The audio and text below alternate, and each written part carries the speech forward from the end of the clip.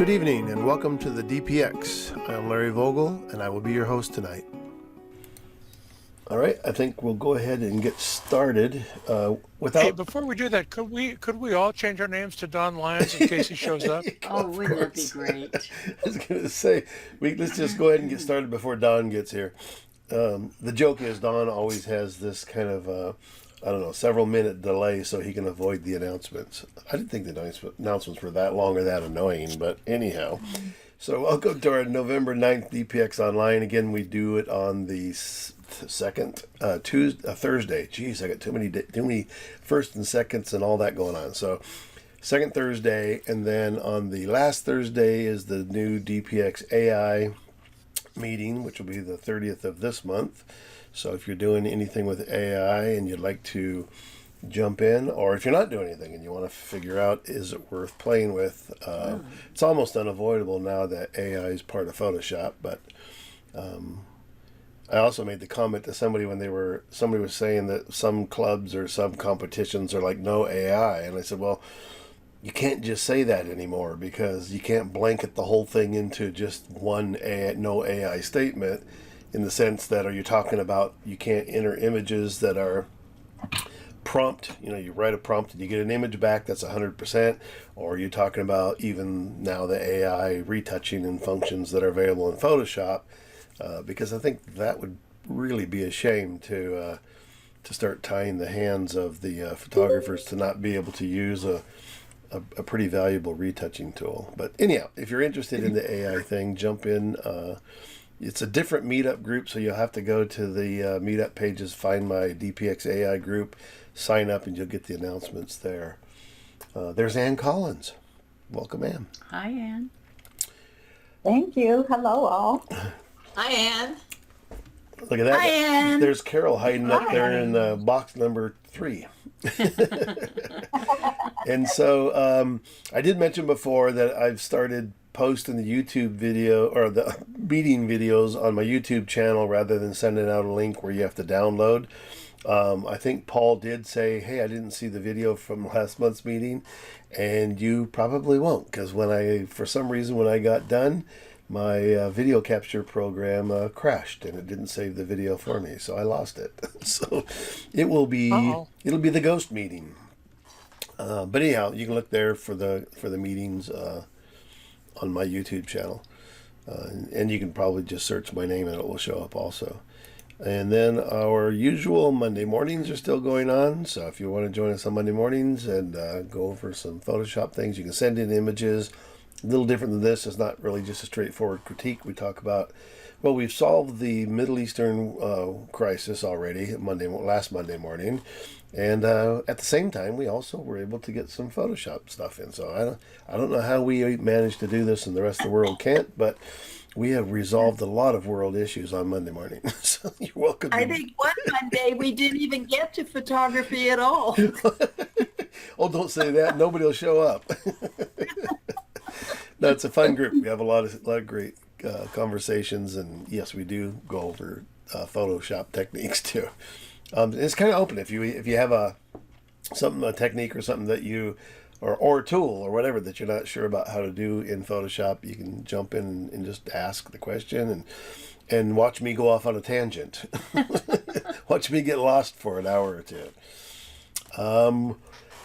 Our next juried show at 2020 coming up is called From Real to Surreal, which kind of pretty much covers everything, right? The deadline for the entries are November 16th, and I did mention before that all the submissions are now being done through online juried shows. So you would need this link, or if you just Google search online juried shows, it'll get you there on the homepage, and just scroll down and you'll find the 2020 gallery. Click on that and you're all set to go. Our Pismo Beach workshop is filling up for the May 17th through 20th, 2024. So if you're interested, jump in and get signed up. And I'm gonna throw this up just to kind of share this.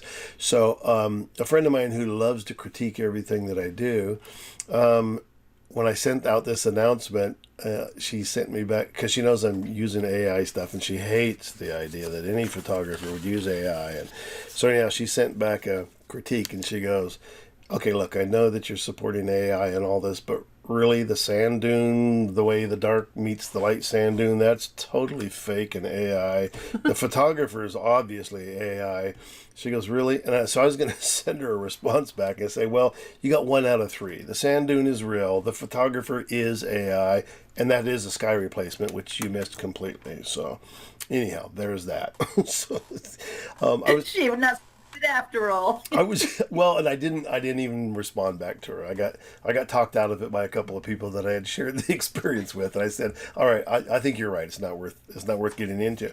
But it was interesting that it brings up that conversation that I was trying to remember the other day. I was talking to somebody about something, and it might have been on Monday morning where and this has happened also last year at the San Diego Fair too, that the accusations about whether things are real or not, right? And so now we've entered into this age where we feel inclined to be able to pick out which images are real, which ones are AI, and is this photoshopped? I mean, that was the big question for many years. Oh, it's a photograph, but this has been photoshopped.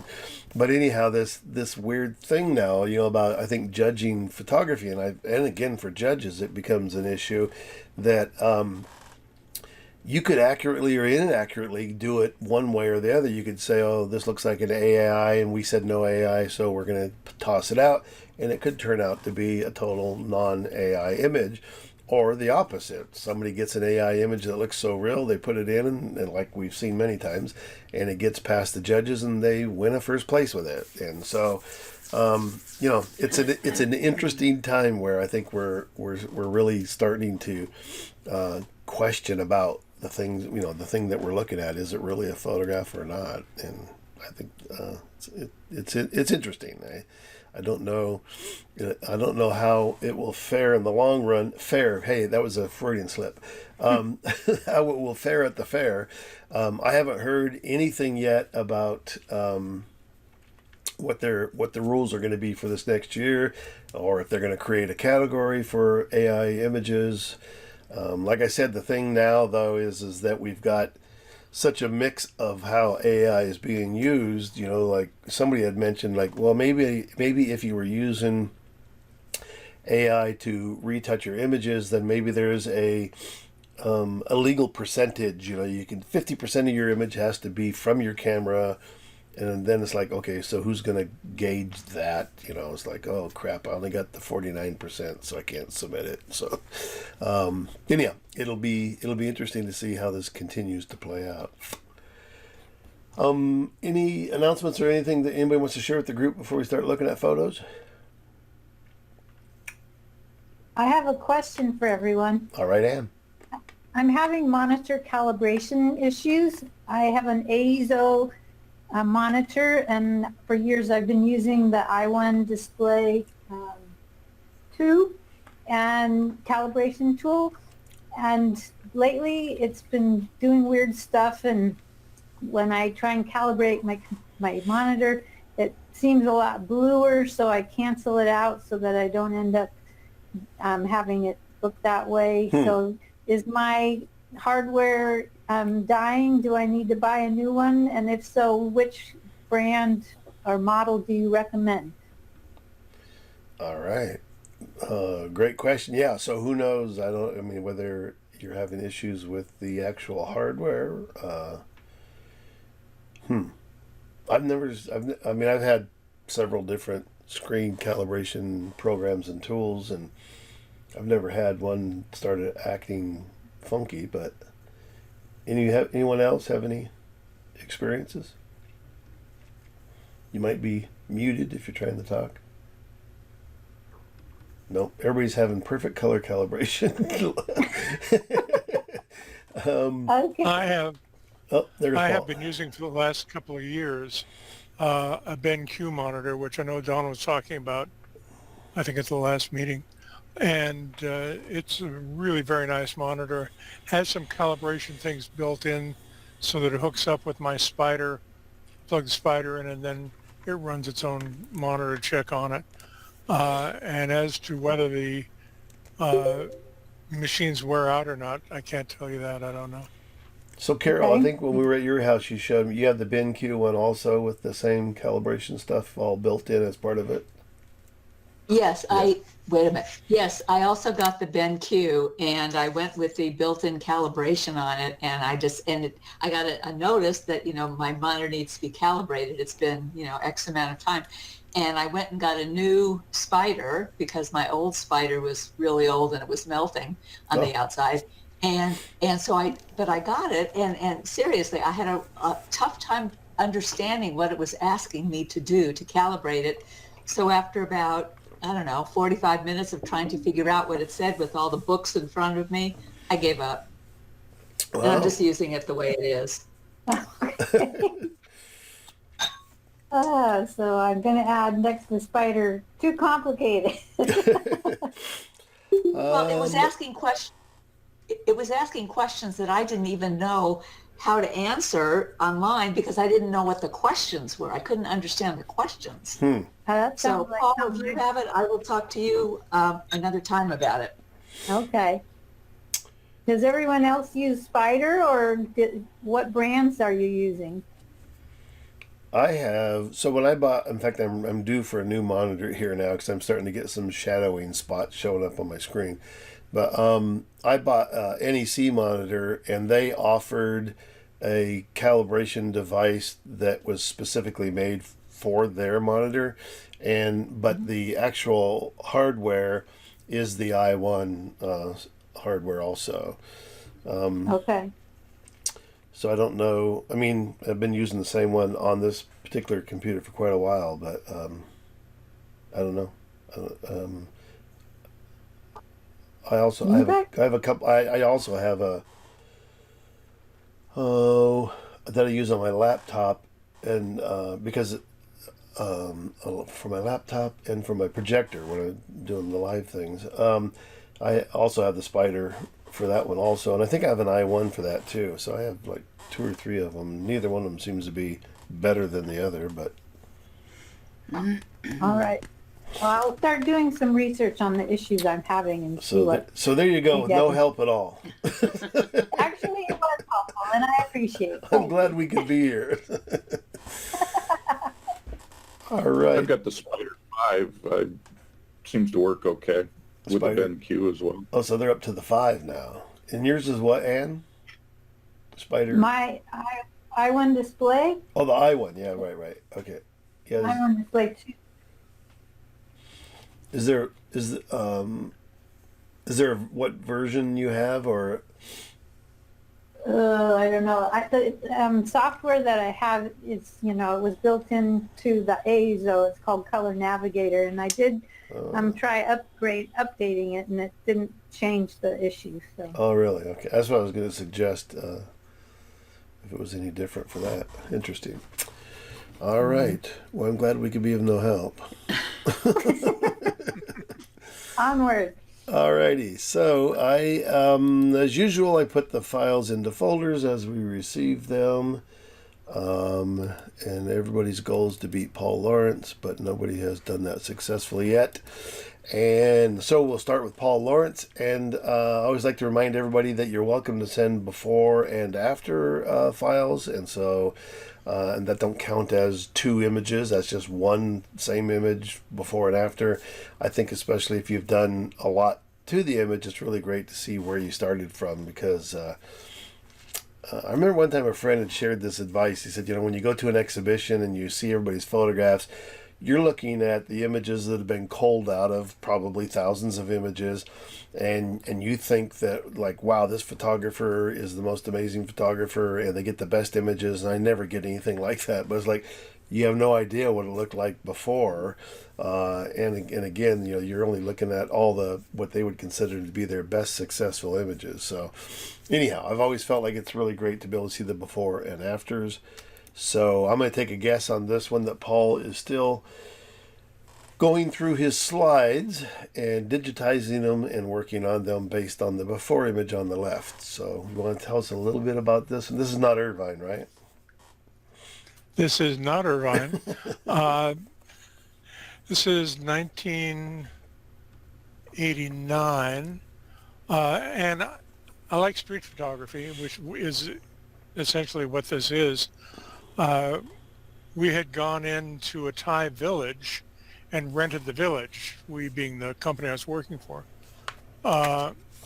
And so we were looking at the village, and the villagers were watching us, and I just like this group of people and the chicken watching us. Mm-hmm. So it's just pretty straightforward street photography. It has undoubtedly been sharpened in the Topaz sharpening program, and possibly some grain has been removed, but I don't remember that far back. And I took the leaves out in front of the lady on the camera left side, and then I decided I liked it better with her standing looking Oh, that's funny. between them. Okay. Because I did the same thing. I was curious how well it would do. and I do. Yeah. I like them with them gone, personally, but that's... All right. Any comments from anybody else for Paul? Or suggestions? Or a verbal wow? Or a non-verbal wow? I think it's interesting to see, because if you've been attending DPX for any length of time and seen Paul's images, what we will call the straight image is pretty far and few in between. He's pretty much does a lot of editing and techniques to his photographs. So this is a straight The image. only comment I would make is that it looks like an area that doesn't have really heavy shadows from the people. And so therefore the light on some of the shirts, like on the white shirt and the blue shirt, seem a little bit bright, but that would be the only comment that I would have. So it looks like in Can see your that. original scan that it was that bright in the original scan anyhow. But you Okay. could again, restore that. I mean, and Paul, you're still, these are still from that slide recording device that you use. It's actually not a scanner. right? Exactly. Yeah. So these are all recorded on a Sony camera, shooting a raw image, just one pass. There was no bracketing or anything like that, but the raw image basically bracketed. And this original would have been Ektachrome because I didn't shoot Kodachrome. Okay. Yeah, I don't know. I think I would. I mean, there are areas that are. It's interesting how the light is. I mean, it looks like these shadows kind of come forward, but it does look like it's pretty soft light. Even if I look at the shadows under their chin, like this guy, it's a little bit dark there. But most everybody else seems like it's pretty overcast looking light, anyhow. But yeah, it'd be great if pulling back some of those high values and get a little more detail. But I'm more curious about you saying that you took the leaves out. I mean, I did this here, but you preferred to have her face covered. It just seems like distracting to. I mean, nobody else is covered by any leaves or branches, and I don't know. It feels more disruptive than. Yeah, and when I took Continuity. them out, and I still have the feeling when I see it with yours with the leaves out, I found it artificial. I like the fact that we're in a jungle, which is part of why the light is so dappled. Yeah. And that's it. I was really interested in having a sense of where these people lived. And they didn't have necessarily a clear view of the set. Mm-hmm. And they're watching back what was then the 20th century from a village that has stood the same for probably 100 or 200 years. So Yeah. it was just a contrast, and that was why I left the leaves in. All right. Next image. This could be San Clemente. This actually is either San Clemente or San Diego County, but this is Trestles. There's no question about Oh, that. okay. So depending on where you think Trestles is, Right. it's San Clemente, or it's on the Marine base, or it's in San Diego County. So that's And your this is from, before, and that's your after image. Yeah. right. And this is from a series that I'm working on putting a book together, which will probably be called One with the Ocean or One with a Wave. When I've talked about this in the past, when I came down here, there's nothing to take pictures of in San Clemente. There's a pier and there's a beach, and that's it. That's it. There's just nothing else. But every garage, if I walk down the street, if I walk the dog, if the garage is open, 70 or 80% of them have multiple, like 10 or 12 sometimes, surfboards in them. Yeah. Because that's what people do down here is they surf. So what I found out from talking to those people is that it doesn't seem to be about surfing necessarily. They love pictures of themselves, but it's really about the relationship to the wave. And so I'm trying to create a series of images that are about that relationship. Okay. Along with the fact that I don't have to bother to focus to do it. All right. May I speak? Yeah, sure, Dee. Okay, I actually love the waves on the original. I love the motion and the softness of it, but the guy does need to be brought out because he's way too dark, but I love the waves. So, Paul, is the image on the right a topaz filter or something, if you remember? The image on the right is probably, I meant to look at these beforehand, but is probably a topaz painting filter. I do very little with AI on these. What I found AI is good for is replacing sky with ocean. Mm-hmm. So it's probably one or two topaz painting filters. Also, I have found that if I take an image into the topaz denoise and then with a separate layer so it doesn't confuse topaz, take it in, and in the denoise I can soften it up a lot. Mm-hmm. Then I take it back in and sharpen it with the topaz sharpening. It gives a really nice effect. Okay. So I think I did that on this. I can't think I agree with D. I mean, other than this doesn't have the same, brightness, contrast, color corrections as the one on the right, because I do like some of the coloring in here better. But I do just kind of like the motion or the movement in the first one. One thing I was curious about is that it's hard to tell, but it looks like his arm gets kind of lost over in the shadow area, even on the original one. But it's interesting too. I mean, if this looks like this is all, and it could be again from the motion or the drag that it makes that arm look kind of artificially long. But I was curious of what AI would do to asking for an arm, and as let me do these both together. Come on, I'm not going to do it. There we go. And I had to find of the ones that it created was something that was at least as abstract as the rest of it, but I don't know if it helps having to be able to see more. I mean, it's still totally abstract at this point, but that was my only comment was that it just seemed like it was lost this definition here. Yeah. And if you look at the original, there really wasn't much there anyhow, so not a lot it could have done with it. Comments from anybody else? I think is. Go ahead, Paul.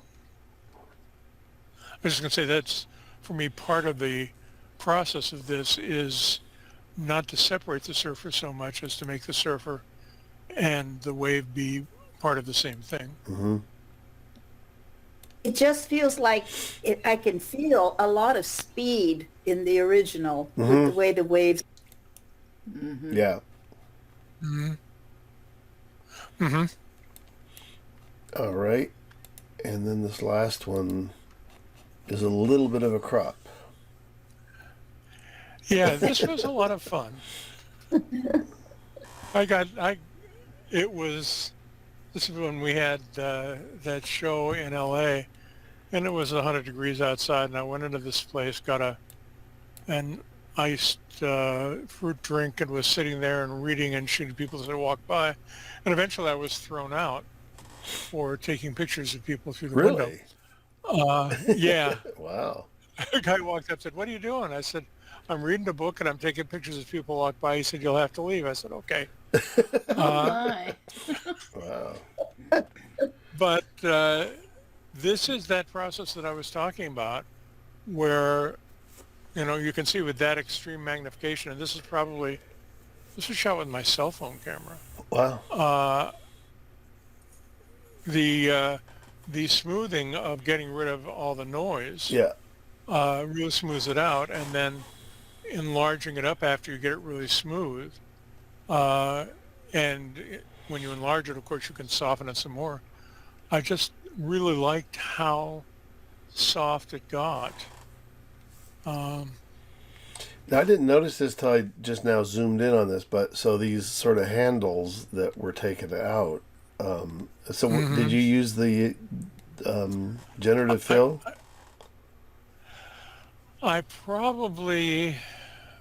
was just starting with the thing. I probably just used, not the tool, not the eraser tool, which I'd use now, but the generative fill. Yeah. Because it was interesting how it figured out the necklace, and Yeah. pretty cool. All right. Any comments for Paul on this one? Everybody's quiet tonight.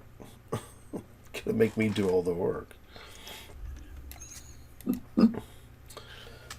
So I kind of thought that the most interesting thing in the image is that face and really the idea of leaving the words from the door in there and all that.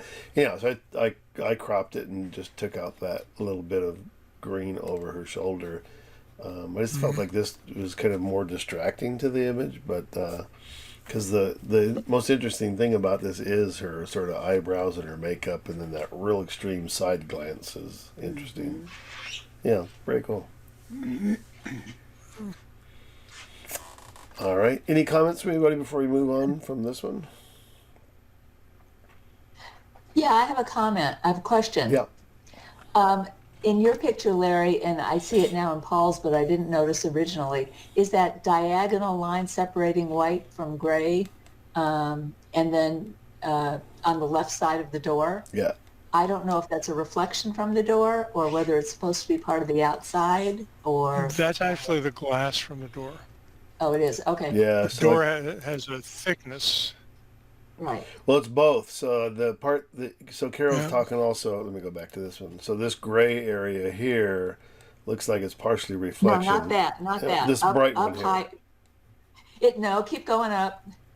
How far up? Go to the left. Go to the left. Yeah, this. Left. Over. More left. That diagonal line. That. Oh, that. Wow. That. Oh, wow. Yeah, that's a mistake. I took something out of there. It might just be glare. And didn't clean it up enough. Could be glare. There may be a building back there or something. I don't know. I just noticed it because it was so don't regular. See it there. So yeah, I don't know. It could have come up from all the interpretation. You can just patch it out. And, that would be easy. Modify it. All right. Thank you, Paul. Thank you. And next up was Barbara Altievers, but I did get an email from her that she wouldn't be here tonight, so we will skip it. Rather than, she said she would just resubmit them, I think, for next month.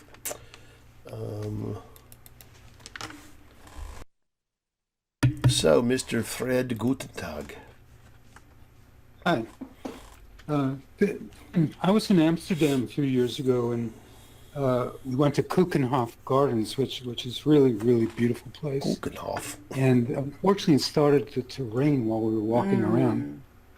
So it took shelter for like 30 or 40 minutes, but when I came out, it was worth it because the flowers had beautiful, beautiful bubbles on them. So I just went with the bubbles, and I put a background on it that I started with a stock background. Then I used the twirl feature in Photoshop, and I just twirled it to get that wavy effect. Yeah, I love what you did with the background. My only question was why didn't this get taken out? That little black dot. Yeah, after I sent it to you, I saw it and what happened is when I made the smaller version to send to you, I must have accidentally clicked on it with a brush or something. Oh, I see. Because Yeah. it's not on my full size one. That's So funny. I must have That's funny because clicked on it with I a was brush working as I was on an making it image smaller. the other day, just yesterday, and I had a little spot somewhere, but it turns out that I had done the same thing, but on one of the masks. And I must have had the brush and accidentally clicked it. So, and it was on a mask that was on a layer that I was doing color corrections on. So all of a sudden, this one area, there's this little round circle that's a different color because it wasn't color corrected. So I know what you mean. It happens easily. So. I'm glad. Yeah. That it wasn't something like, yeah, I thought I would leave that in because it was organic or whatever. But yeah, I love that background. And I think, Fred, you've been doing a bunch of these with these background replacements. And I think I said it before and I'll say it again. I go, it looks like it's an easy thing to do. I mean, it is easy to replace a background. But I think the hard part is finding one that really works with an image. And I think that you probably have the highest degree of success with this than most people I see. So I love this background with it a lot. You know, when I first saw the swirls with the water drops, it made me think of the heat with the evaporation of the water. It's gorgeous. There's a little bit of feeling of like this area up in here, the blue and stuff. There's a little bit of a feeling of the smoke kind of thing, in the background. I think the only part of the swirl, where this one ends right here, kind of seems abrupt, where everything else really flows well. So I would try to smooth that out or something. I don't know. Just where that green. I really like the effect of I'm pointing at it, but you can't see how the swirl sort of looks like it's going up that curled right hand petal. That's the petal color because it's the same on the other petal across the flower from it. But it sort of looks like it makes it more the background becomes more dimensional to the picture and shows a greater depth, I think. Yeah. Yeah. Beautiful. And this blue, the blue is such an unusual blue color but it works really well with this yellow. Again, it's one of those things where I always try to encourage photographers, especially when you get to this point where you're willing to insert backgrounds and change colors and do things, is to, really kind of study some of the color theory and stuff. And, like the blues and yellows and yellows and purples and those kind of, but mostly the blues and yellows, they're on the opposite side of the color spectrum and they work really well together. And I think all of it works really well. Really nice. Beautifully done, Fred. Oh, thank you. And I agree with you about color on the background. That often is the most important thing. You could put almost anything there if it's the good color. Yeah. Well, I'll go with almost. Almost anything. Anyhow, I love that again, the creative approach of going, okay, so I do have a background, but you know what? I'm going to take it into, this other filter and kind of move it around and get some more emotion out of it. And I mean, this would be, and just so that I could maybe encourage you in the future, this would be great to see what that background looked like originally before you did all your stuff to it. So it'd be great to see the components of this, how this was made. Yes. All right, and here's this one here. Like Paul, I'm also going through old slides. This is a 1980 Kodachrome. Wow. And I was living in New York then, on Long Island, and everyone had oil heat. And in various places, there were these huge oil tanks with these stairways on them. Huh. And as you can see, it was a Kodachrome, so I made it black and white.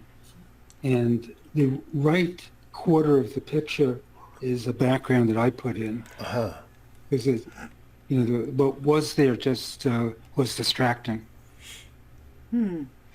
But so this feels like it has some cool tones in it, and part of the stairway feels like it has a little bit of warmer tones in it. So, you said black and white, but is it just more monochromatic but not perfectly black and white? Yeah, I didn't do anything to change the tone, but the left part of the picture is an old Kodachrome, and the right is something brand new. Okay. So I guess the tones are just off. Well, I don't mean that they're off in a way. Just when you said about it being black and white, it doesn't feel black and Oh, white. I see. Yeah. So it just feels like Yeah, there is. yeah. I guess if you measured it, you wouldn't. You'd probably see it's not exactly black and Right. white. And, Might have a little. and that's what I really like about the very subtle kind of color tones that it work really well. And then also, I like all the shadows on the left side. That's what really interested me, though. uh-huh. But I was wondering, so like in some of this, I mean, some of this again looks like this background was generated with some motion blur or something. Is that right? It's a stock background. Comes like that. Oh, it was already had the movement. I softened it. Okay. The streaks in the middle are sharper, and I softened it. And then what about this texture in the white area on the stairs and the railing here? I think that's the Kodachrome. Oh, really? The Kodachrome, I think, is very noisy. And is it a really, is it blown up quite a bit from the original or? A bit, yeah. Okay. Yeah. Yeah. Because it's such an interesting texture. Very cool, abstract. Yeah. It's really strong. Yeah, it almost looks like carpet. Yeah. Yeah. Yeah. And this, I was going to ask you on this railing that goes up. It looks like you added some texture there just because it was probably just pure white or whatever. I'm wondering. Yeah, Yeah. On the original, it was just blown out. Yeah, it's a great solution to that problem. Did you blur the left? I may have. I think so. Yeah. Yeah, it kind of looks like Yeah, I because the think it's a texture really ends. strong abstract. I really like this image. Thank you. Yeah. And it works in that almost nearly square proportions too.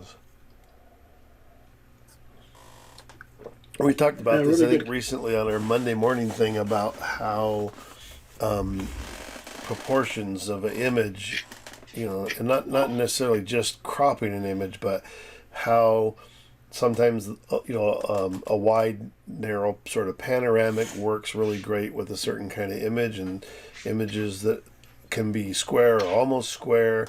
I think we were looking at one image where it was like, I think I would crop out some of this image part on the right hand side, and I go, yeah, but when you do, you lose this sort of landscape feel to the image.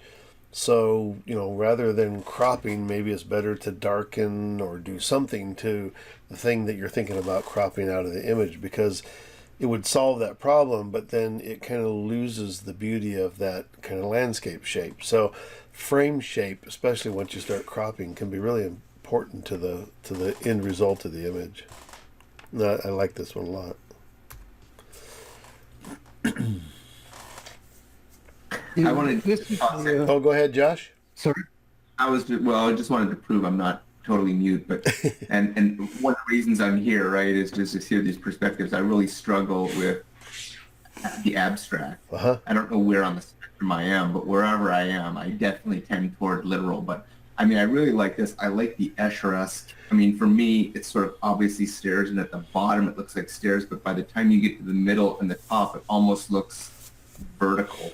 Right. Yeah, it starts to change. I know what you mean by the Escher-esque thing. So it starts to change the plane of near, far, and forward and backward start to switch. Yeah. Yeah, that's a great observation. Yeah. Yeah, that really is a good observation. Yeah, very interesting, Josh. Very cool. All right, Fred.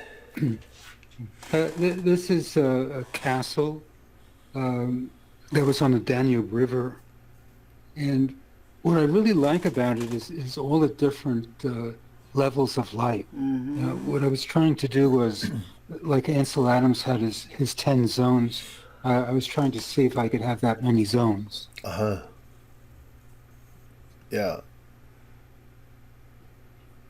Yeah. This is truly beautiful. Yeah. Yes. Hmm. And I'm a sucker. Very nice I'm a composition. sucker for those warm tones. Yeah. I love that. Yeah. And congratulations on the composition. It can be hard in these complicated spaces to Yeah. organize those arrangements that way. Yeah, and these great little details they put into the walls are really useful too, I think, in terms of the composition. And you positioned the lamp in the window really well. Yeah. Nice choice. Yeah, that's one of those things where you talk about that, near objects that are near and behind you, that moving the camera left or right sometimes just a little tiny bit can make all the difference in the world. And also up and down where the bottom ends up and then where this ends up in relationship to the window panes. Very nice, Fred. I was experimenting with the color, with the color of the window light. Yeah. And I tried like warm tones, cool tone. But actually, I just went for a neutral gray. Yeah, I was going to ask because it looks like it did pretty much go neutral. So you tried cooler tones and it didn't feel right? No, to me it clashed with everything else being warm. It didn't complement it. Yeah. Yeah. I think it works. Yeah, go ahead, someone. Nope. I really like this. I'm wondering if you would want to bring out a little more of the shadow falling on the ledge so it isn't quite so bright. Yeah, you can just start to make some of that out. Yeah, that was part of my Ansel Adams 10 zone things. That I just wanted to have another luminosity zone in there. Actually, in the original, it's almost blown out, like almost gone. Yeah. So I would brag that Ansel had 10 zones, but you were able to pull out 13 here. That'll be the Fred zone system. Yeah, there we get the last one here. This guy almost looks like a cartoon. Yeah, I love the colors of this bird. It was taken at both the Chica and very, very long lens because you can't really get close. So this was a 600 millimeter lens. Wow. All right. Yeah, another nice shot. Yeah. Thank you. Great lighting on the feathers. I love the action in the water. It's really cool. Yeah. All of this down the bottom. And then the one drop. Yeah. Yeah, I love cool. Again, the composition. That's what's so great about this is that you've obviously learned that you never ever put anything in the middle of a picture unless it absolutely works. That's always the caveat to that one. As you always say, where else are you going to put it? Right. Very cool. I'm assuming too that some of the background here you've done as a replacement or something that you've done, because I mean it's such a beautiful colors and tones back. The background was like monotone, just like what you see around his feet. Everything in the background was that color. So I did just put a very soft amount of blue in there. Very nice. All right, Fred, that's 4 for 4. Pretty good. Oh, thank you. Thanks for thank you very much. Larry. Yeah. Miss Ann Collins. You know where Ann has been. Oh, yes. Oh, yes. This was Montaña de Oro State Park, and it was in the fall. So, I liked took shots, both fast shutter speed and slow shutter speed, and I pretty much want to delete all the fast shutter speed ones. Yeah. I really like the slow shutter speed ones. Yeah. It's funny, I had somebody that said to me, they used the term, I hate all that cotton candy water. I go, oh, really? I love it. I go, I'm a bit of a sucker for it, I guess. But, interesting. Cotton candy water. And so, as usual, so I may ask, Aunt, so, because the near far is so sharp, so do you have several images to blend them together to get the depth in this one? No, I think I actually used F19 on this. Oh. I know I did on some of them because I was having difficulty with the, sharpness, and I didn't really want to focus that. I was gonna say you did it like the rest of us. We all take the easy way out. I like the way I love the way this background starts to really soften up. Also, it's kind of because the sky appears also to be softer in terms of focus or maybe even exposure. I don't know, but I love that just all of the super details, what's up front, and that it's so sharp there, and the way that it interacts with the movement of the water. I think it works great. I just wanted to tell Anne that I love that you were pointing at it, Larry, those rocks that have water that's drawing back to These the here? breaker. Oh, Yeah, I these in love here? that. Yeah. Yeah, the lines that the water makes pulls your eye into the center. That is what really drew my eye because, of course, I took many, many shots because of the water moving all the time. And this one really stuck out to me. So I agree with you, Darlene. Oh, good, okay. Very cool. All right, any comments from anybody? Suggestions? Or leave it like it is? Lovely composition, Anne. Thank you. Yeah, this diagonal Is the on the shore where the water is works really great rather than it just being straight. So you have all of these, you have this angle on the shore, the angle of the two outside rocks, and then you kind of have that horizontal in the center or through the water area. But really nice. Does the color look too blue to you? I would never use the No. word "too." No. I think the color's perfect. Yeah. I think it looks great. Oh, good. Yeah, so maybe don't calibrate your monitor. Yeah, I just can't bring that calibration. Don't let it change things. There's one area like right here, and I don't know if it got burned in or whatever, where it feels like this part of the white water is pretty neutral. Then it does turn really kind of blue right there. So I would look and see if maybe it was there naturally, but it almost feels like it would be better if this area was consistent with the rest of it. Just that straight line across there. The rest of this all looks really great. Fred introduced me to the color contrast range in Nick. Yeah. And I just discovered on a later image that you'll see that it really blows out the whites. And so you have to do a minus control point. And I think I didn't know that when I processed this photo. So I need to go back and check. So Fred, I was going to open this just to take a look at it. Since you're using that a lot, Fred, does that particular Nick filter have a highlight and shadow protection? Do you know?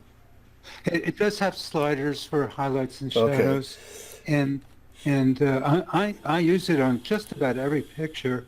But a key thing in using it is that I lower the opacity, on the Nick tool, all the way down to about 30%, and I work from there. Okay. Color. Yeah, and this way, it's not so sensitive. I just lower the other sliders, but it'd be easier to do that. And this is this is see the new very version, bottom, so this might look. that's opacity. Yeah. Mm-hmm. Yeah. So you're saying I lower that to about 30%. Okay. And then it's not so sensitive. Right. And then here's that shadow highlight protection where you can use this to kind of protect the highlights. Yes. If you have that and blowout it problem. comes out on its own layer, so you could always, if there's any part of it you don't like, you could brush mask it it out. out. Yeah. But like Ann said too, so if people haven't used the Nick filters, they have built-in masking using these control points. The interesting thing about these to note, though, and originally I remember I was like, oh, I hate this circle. I'm going to get this. Why don't they have a brush or whatever? It would be nice if they actually put a brush in here. But the interesting thing is if you actually go in and you look at what this is doing. So there's the mask. So by clicking the mask button here, it'll show you what the mask actually looks like. And so this would be what they call the circle or area of inclusion, and the center of the point is going to be real, dependent on exactly where it's sitting as to what tonal values it's going to either protect, depending on if you pick a minus or a plus. And so if you wanted to remove this, you would pick the -1 and drop it in. And then this would give you, again, if I make this much smaller, it'll be more concentrated. But even if I make it larger, even within that circle, you'll see it doesn't affect these tones in here because it just doesn't relate to the tone that's sitting on that middle circle. So it's looking at those values that the actual control point is sitting on. And then you could even, like Fred said, you could go in and you could use a mask on the image after the fact. But if you, I'm just holding down the Alt or Option so I can kind of just copy this control point all the way across. The other thing you can do then is you use kind of like the two control points sort of to talk to each other. I'm trying to see. I wish. So they finally did do this on the new one now. So on these control points, it shows me here that these are all pluses. And so I would really have wanted to do a minus. So another thing you can do in here is you can select all of those control points and put them into a group, or I'll delete them at this point. But let's say if I started with a minus and dropped it into here, and then looked at the mask from here. So that is the minus. It's interesting. So you think that it would have been black. I'm not quite understand why it was white. But anyhow, you can duplicate those control points, but then you can also use the opposite control point. So I'm going to just say, if I drop this into here, yeah, something's not working right, because those should be black on a -1. Because here, this is a plus and this is a minus, and it's doing the exact same thing. So it's kind of weird that. But yeah, you can use the plus and minus control points next to each other, and they will effectively, take away the effect while it's adding it in another place. Why it's doing it this way could be just my online problem. I like this high contrast effect. Maybe not quite so much, but it makes an interesting picture. Yeah. Spotlight. All right, so let's just say cancel here. All right, yeah. Is anybody else in the group using any of the Nik filters regularly?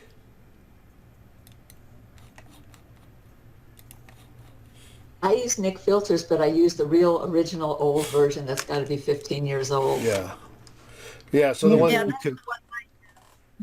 Go ahead. What did you say, Dee? That's the one I have also, but I do use it a lot. Yeah, and the one that you saw on mine is the newer, and in fact, it even said there is an upgrade one more from there still. But the other thing too is that, and I mean, in all fairness, so the newest one is when DxO took it over now, and I quit using them a while back when they did a couple of upgrades because they were having problems with them reading older versions that you had done. So if you install or if you create the filter as a smart filter on a layer that you have as a smart object, and then you go into Nik and you put the filter in there, it'll come up as a smart filter. And so on my older versions, if I tried to bring my older version into Photoshop again, into the updated version of Nik, it wouldn't recognize the older versions because the interface was different and a lot of the other functions were different. I contacted them and said, I'm noticing now I can't work on any of my old smart filters. Is this true? And they go, yeah, it's a problem. So are you planning to do anything about it? No, we're not. And so I'm like, well, okay, then I don't want to keep using the program if that means 2 years from now I got a bunch of files that I can't go back in and rework because it's not looking at the old smart filters. And then I was getting ready to do a workshop for one of the photo groups on black and white photography, and I thought, oh, I'm going to mention this to them, but I want to make sure that I've got the problem. So I went in and tried to clean up as much as I could, updated my filters, And the newest version of DxO now does recognize all of your older versions of Nick that were created, but I think just the older ones that were created by DxO, maybe not the old ones when it was by Google and they were free. I'm not sure, I didn't check those, but they did fix the problem. The crazy part is with everybody recognizing that this was a problem, you think they would have emailed everybody a notice and said, "Hey, we fixed the problem," but they didn't. I had to figure it out or discover it by accident. So a little frustrating. I'm curious to know if they fixed the problem going back even further, before it was Google and before it was DxO, when it was originally Nick and it cost a fortune. Yeah, the old Nick. I don't know. I'd have to really dig for filters back then. Even back then, I don't know that I was using them as smart filters that long ago. Yeah. Okay. All right, here's another one. Looks like kind of pretty much same location, different angle, different shot completely, which is a great example of how you can do two images like basically in the same place and get something that dramatically different. So tell us, Ann, a little bit about that one. So this one, I actually fudged a bit on this one because I had one where I really liked the left side and the way the water was coming over that lower rock at the bottom. Uh-huh. Yeah, there. And then I had another that was the other side. And so I thought, can I put them together? And I found one that looked almost the same, but so I used this where the merge of the water to the left merges with the water to the right. And so I tried to make it all look like it belongs together. Yeah, well, and that's a technique. I mean, I do, if I'm out photographing at the beach, I mean, a river's not so different because it doesn't really change a whole lot.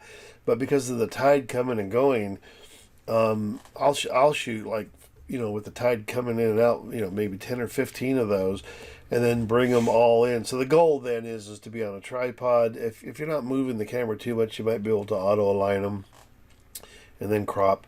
But get them all lined up in Photoshop and then start brushing in all of the wave areas that you like the best. So same idea is, maybe this wave out here would have been on one frame, like you said, this on another frame, and then what's happening over here in another frame, and maybe the foreground water in another frame. The idea that all of that motion may or may not ever happen, in one single shot. So I'm not going to call it fudging. I think it's a great technique to use when you're photographing moving water like that, to be able to bring in the best of all of them.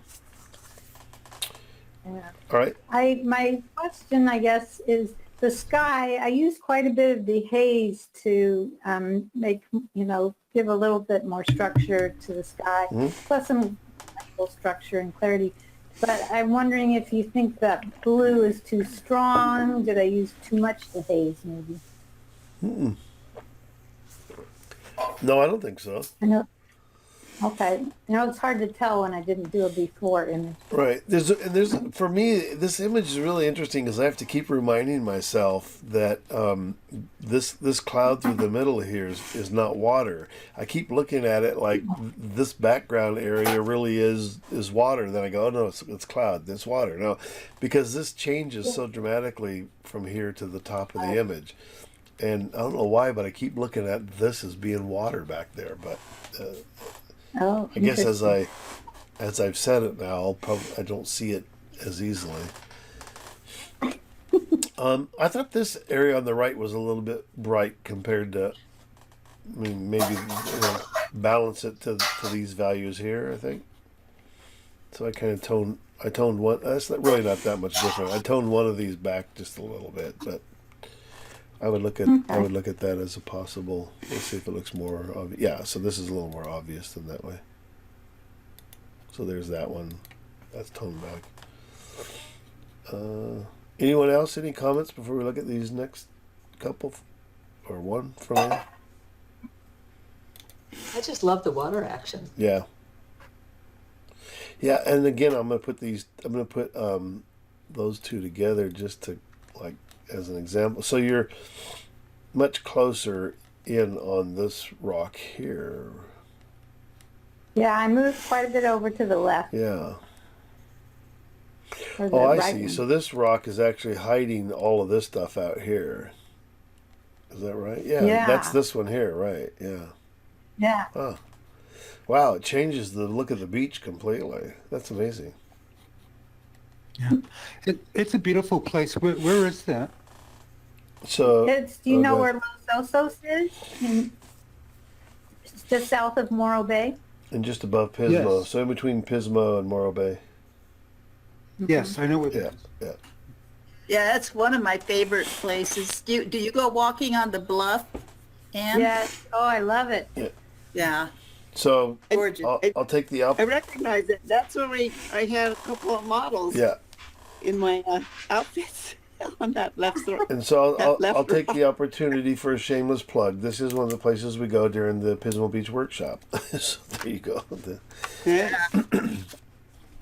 Yeah. I was just up in Cambria, which I think is just north of there. Yes. I remember. We were just up with the elephant seals. Mm-hmm.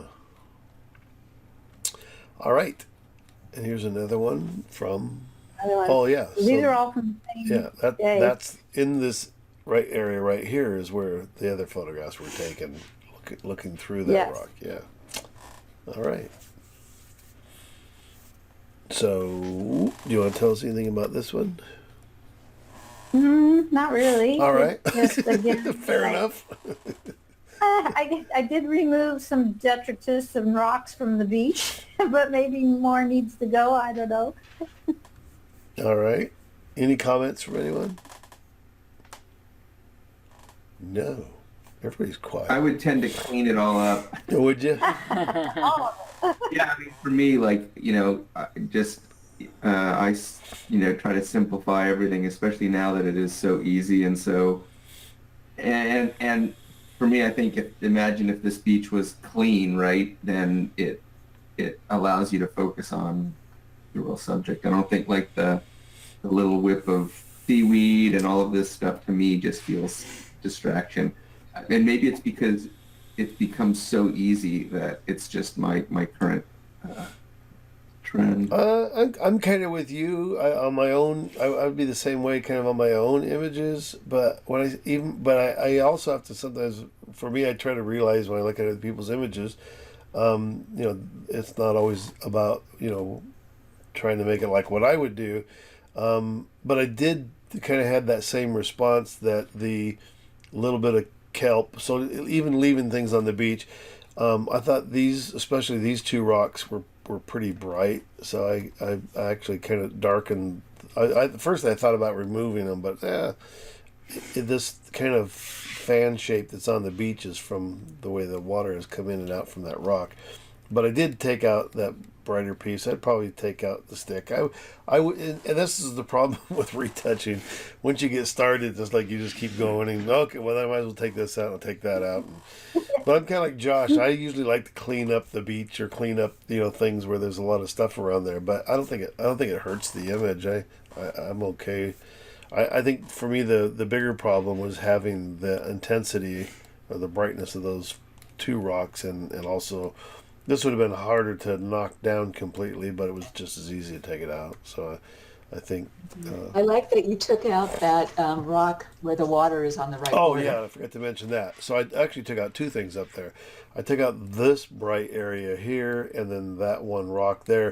And it was pretty amazing that it actually just perfectly put the shore right there and filled in that spot too. So... Mm-hmm. Thank you for noticing that, Carol. You have an eagle eye. Maybe. Yeah. This is the picture that I was mentioning about those distant low clouds burning out in the contrast color range filter. So I had to do the minus control points over them. These in here. Yeah, the ones along the horizon. Yeah. It was interesting. I did a thing a while ago. I think it was Carol, somebody else, not Carol Cohn, but Carol Murdoch. I think it sent in an image where she had some blown out stuff in the sky, and it really needed to have two separate exposures done because it was so far apart in exposure, and even pre AI retouching. The solution was just going into some of those really bright areas. And I mean, I'm not saying that I would necessarily do it here, but this is a great way sometimes to fix things. And again, things that are maybe blown out like that you don't have the other exposure, or trying to clone something in there, it's just not going to work. So, I mean, trying it two ways, if I just do... I'll try content aware first, and that's how I did hers before. Not too bad. And let me undo that. And then if I try generative fill, I just won't type anything in. But anyhow, that idea now of being able to fix blown out areas, or things that we would normally have had to try to clone something into, or wow, that's really good. That's even better. I mean, this really becomes the better than content aware tool. It was just, and you could even I'll just say, even if I wanted to see what it would do to this upper area where the cloud, because there's still some detail in there, but sometimes it will notice still the blue back there, and again, this is the thing about the tool or generative fill, is that it's not obligated to using the pixels from your image. Yeah, look at that. So and you get 3 versions of it every time you do it, so any one of these 3 actually look pretty good. But it's a great way, I think, sometimes of fixing blown out areas that and you can do the same thing in whitewater and other places where maybe it would have been great to have another exposure, but all right, thank you very much. I'll say yes. Thank you, Anne. All right. And Miss Joan Everts. Everts. Why did I say Everts? So this is kind of an unusual picture. I entered it in Poly last week, and I really was worried about entering because I could see a judge saying, oh, there are 2 pictures here, or whatever.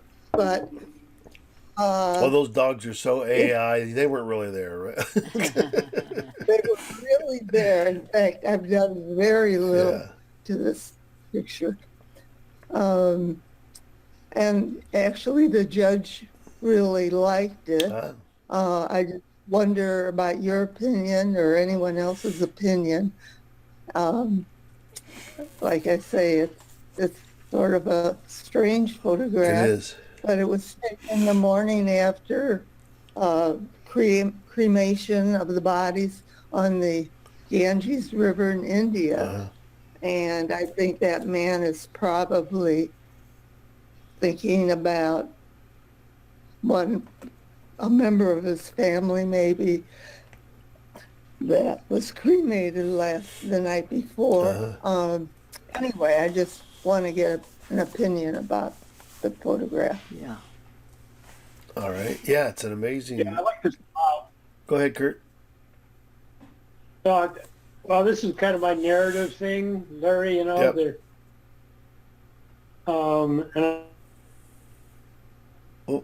think you're cutting out, Kurt.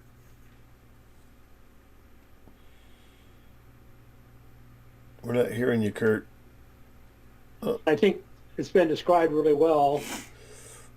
So dogs bring a lot to it. Yeah. There's an irony with the dogs, in contrast to the human component. Then the 2 humans are having different lives. So, right. Yeah, it's really nice. Yeah. Yeah. I really like the flowers at the water's edge. Yeah.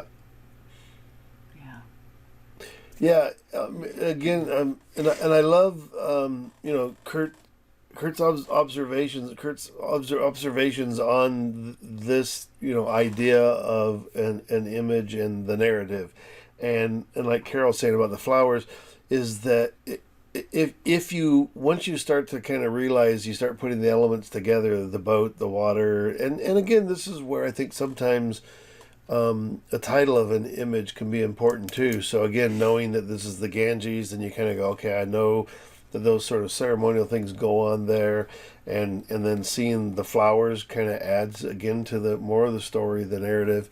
But yeah, it's just, I mean, the dogs, the woman, and the guy. It's such an interesting three elements, that are there by just by chance, right?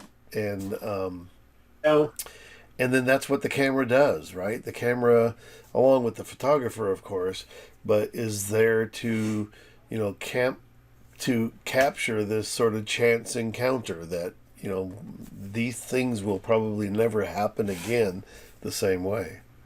It's such an interesting story. All right. My only sort of takeaway on it was, and just as a way, and there's a couple of things that I kind of thought about, but one of them was to get rid of that rag bundle of clothing or whatever that was sitting there. Not that it adds to or takes away from, but it just was a little distracting.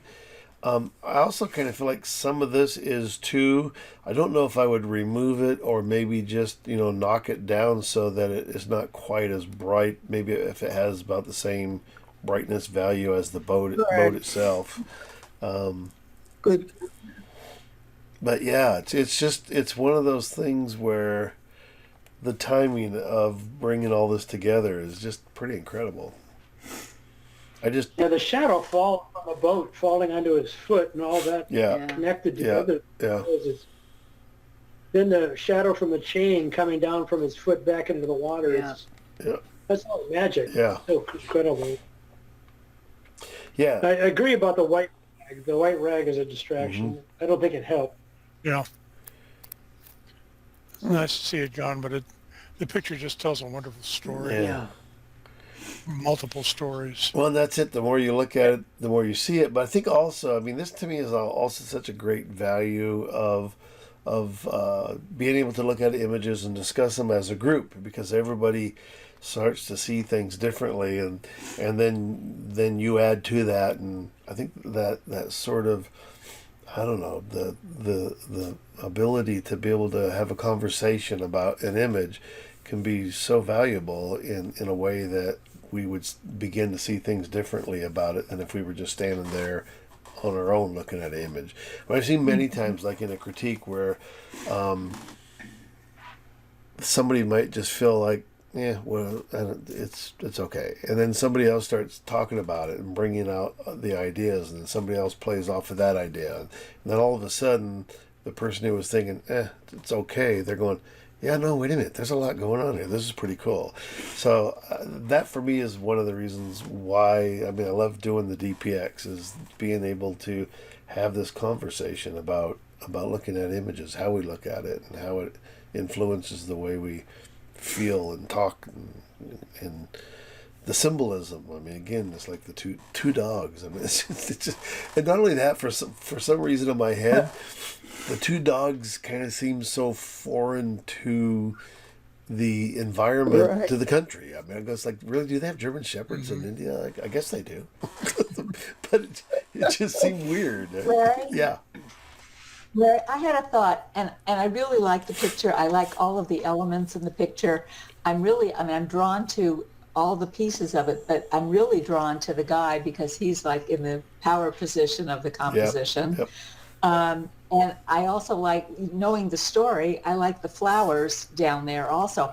I'm wondering, instead of a total square crop, if the right side could be extended a little bit so that the flowers aren't so close to the edge and the dog's tail isn't so close to the edge. But not making it really wide, because obviously you want to focus on all the elements together. Right. Just, maybe adding just a trace to that right side, just extending it a little bit so that I think the flowers are really important. At least that's what I just glommed on. I don't I know. wondered. It's just a thought because it's really a great capture. Well, I'm glad you brought it because I also wondered about this position up here too, and whether or not, yeah, does it need a little more breathing room?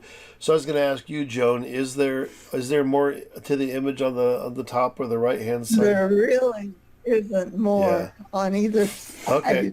or the top bottom, actually. Well, and then that's again, where But and the thing you have to be careful with this is, right, so even just adding a little bit here, and if I'll just Right. do it all kind of at once, but as part of the new stuff is we can do, so in here I can say generative expand. I could try content aware fill because this looks like it might be pretty easy, and the difference being that if you use the generative expand, it has some limitations in terms of resolution, so you would maybe want to do it in sections, whereas the generative fill, content aware fill, might do the job, but it would also do a better job in terms of what the resolution looks like. So, where it's not a really difficult situation to expand an image like that. See, I mean, that definitely. Oh, wait a minute. Oh, yeah. So that was the removal of the rag was done with generative fill, but this expansion was done with content aware fill. Now, the only thing you have to be aware of, like here, these kind of three things in the lower right hand corner kind of repeat themselves, and that goes back to the idea that you're using content aware fill, which means it has to fill the space using your pixels. So there will be places where you're going to end up with repeat stuff, right? Like, so these three dots, or the two dots kind of repeat themselves. These repeat themselves. So those kinds of things you need to go in and clean up after the fact. This also, I probably would retouch those things that kind of got repeated. Across the top. so happy. Across the top actually looks okay. I mean, there's really not. I mean, bricks. Right. The bricks are fine, but so that's just an example of using the content aware fill over using the generative fill because of the again, this is a smaller image, but on your JPEG right now, but on your original image, you wouldn't be able to maintain the full resolution after you expanded it. So. Yeah. Did you expand it already once, Joan? No. Oh, okay. Because it felt like. I have one question. Yeah. Now, the white rag, Yeah. you really think I should take that out? I mean, to me, it kind of adds to the story. But I do agree with this stuff on the top of the boat. I just want to really darken that. Yeah. But I don't know. For me, I mean, again, it'd be interesting to hear. I mean, Kurt, you commented on it. So, I mean, what is your opinion of whether that rag comes or goes? I think it's better without the rag because the rag, as a visual narrative component, is a little confusing compared to the flowers and the guy's posture and the tension in his feet with his toes up on his heels. I mean, I think the rag distracts. I also like that shadow from the boat apparently engages with him, and I think the rag interrupts that shadow. all right. Yeah, I see what you mean. Yeah, I would wonder. Okay. I mean, your comment, Joan, about that. It's part of the story, but I don't know what part of the story it is. I don't know. If there was something about that, or maybe we don't understand, the significance of it. Maybe there's something symbolic about what this thing is, but it doesn't read, like Kurt says, it doesn't read in the image as something that I would be able to.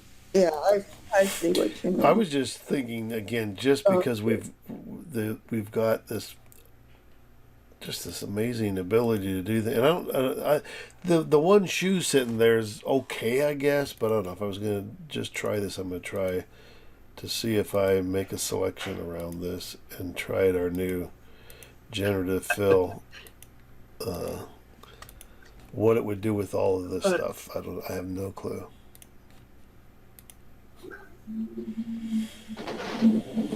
Which, by the way, we're into November now, so there are, I think, I read two things now, but anyhow, it was supposed to be on November 1st that using the generative fill and other AI commands in Photoshop will have some. Geez, that's just amazing. Ooh, look at that. Okay, so that's Amazing. version 1, version 2, version 3. Actually, that's not bad either. It figures out this weird sort of part. version But three. I like the first one the best, actually. I do too. And then I'd take out the little spot here, but I don't know. That's pretty. I don't know. I mean, again, like I kind of said before, the tool. It would be a shame to be able to tell people that you can't use this tool to do that sort of a thing. I mean, you could probably clean it up yourself, but I don't know. What if you just darken the elements on top of the boat? Because now all you have is horizontal lines and a diagonal line. And that takes up a quarter of the real estate of the picture without something to balance it over there. Yeah, Larry, I like the original idea of taking the brightness out of those objects. Right. Right. But I think the image is really strong. I think it helps to expand it. So that worked too. Well, the interesting thing is that I forget, somebody said one time in one of the meetings about they got really pissed off because somebody was getting nitpicky about little things in an image, and I've always said, I go, if we're gonna get that nitpicky about correcting an image, it's because the image is so good that these little things now start to matter, right? So I'll just do this kind of down and dirty. I mean, definitely darkening it does, and it fits okay because it kind of feels like it's in the shadows. And you could kind of play with how strong you want that effect there, but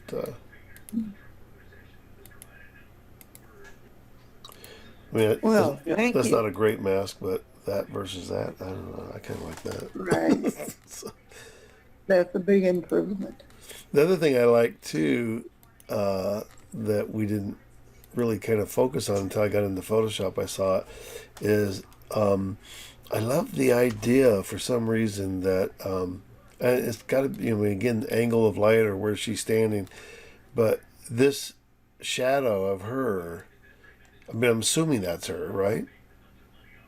All right. It's like I would also probably, and it might be, I don't know if it's because of the material or the brick or whatever, but I feel like I'd want to finish this part of the shadow because it's such a cool, I don't know, kind of a Madonna sort of a figure in the shadow. But it's weird that you don't see the shadows from the dog.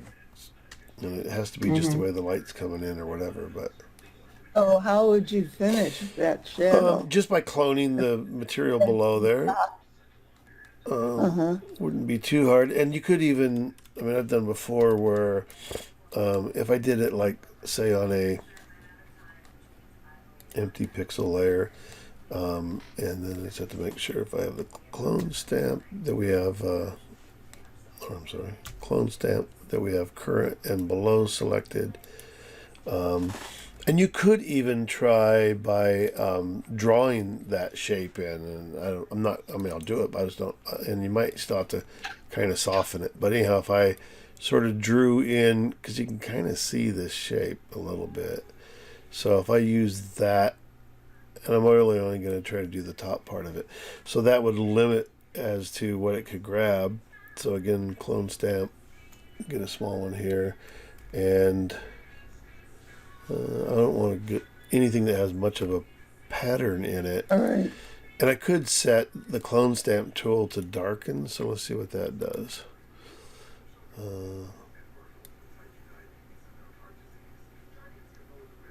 Yes. Yeah. That's quite a refinement you found there, Larry. I would not have seen that. Yeah, I like that too. All right. Wow. It does have that Donna look. Yeah, yeah.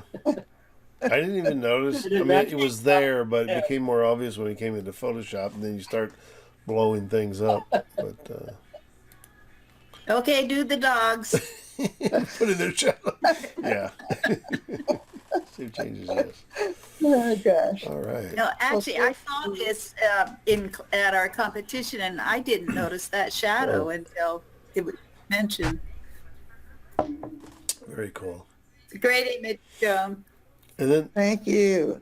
and I think these two Yes, images Joan. are the same, Joan, because it just says one says copy, so I don't know why I got. Maybe I accidentally downloaded two of them. I don't know. Oh, yeah, I'm sure they're the same because I only sent one in. So tell us about this one. Well, this is just sort of a background I created, and this is the same fish, just, Transformed and transformed in different ways. Yeah. But anyway, now that I see it, I don't know. I got kind of interested in doing these flowery backgrounds. I did them on several other prints, and this one I just happened to do the swirly thing with. So kind of like what Fred did on his background, I guess. A little bit of the liquefy or whatever, or swirl. Right. Yeah. Different things, swirling, paint. I think I used a little painter on it too. Anyway, what do you think? I think the only problem with this image is this one. It's like, this is such an incredible photograph. This one following that one seems. I'm less enamored by it, but any other comments from anybody else about this one? I don't think you can compare the two because they're complete. I know. This looks more like what an artist would do with a paintbrush. Right. I liked it. Yeah.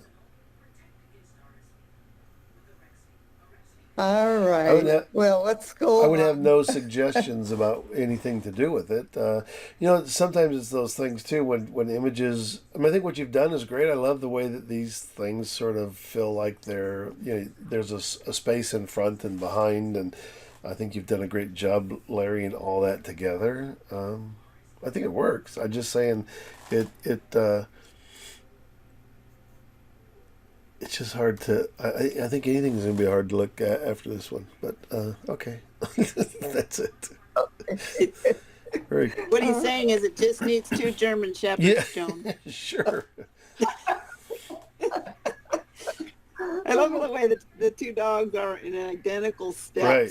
Their legs are just like they're in perfect step with each other. And it's a boy and a girl. Thank you, Joan. Oh, I didn't notice that. Well, thank everyone for all your comments. All right, so these are Josh's images. And tell us what we're looking at, Josh. Well, I have to preface it all by saying I have never calibrated my monitor. Okay, fair enough. So this is from Soledad, just inversion layer one night.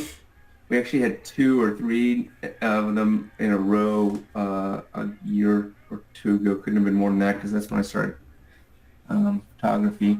So I'm pretty sure it was like a Sunday we had this. So Monday night, a friend of mine and I went up there just to see if it would happen again. And sure enough, so this was just looking west. This is looking right out over La Jolla Cove. And I have another version with Godzilla coming out of the fog. All right. And then, all right, so comments from anybody else? Anybody in the group?